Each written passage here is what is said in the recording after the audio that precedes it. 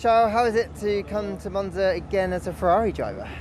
Well, it is always very, very special. I mean, on the way to the track, so many people just yell and are just so excited to see you, which feels amazing. And it's only in those colours that you feel that way here. So it's great to be here.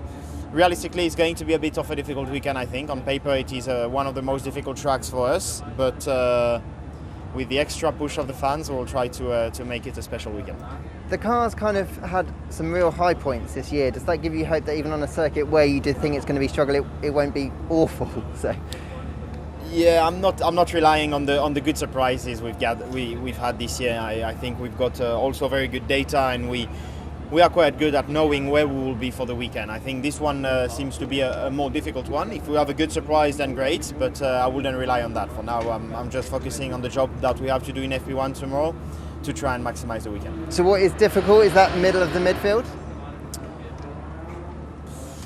It's very difficult. We are within 3/10, you know. I mean, all the midfield is within 3/10, so a very, very good lap can put you on top of the midfield. A small mistake can put you at the bottom of the midfield, but that's our work to try and maximize everything, and then I think we can still have a good weekend, but it might be a bit more difficult in terms of competitiveness compared to Zandvoort last weekend. And just finally, there was a lot of driver news recently. One of them is Alex is returning to the grid. I know you know him well. You must be pleased to see him back on the race seat.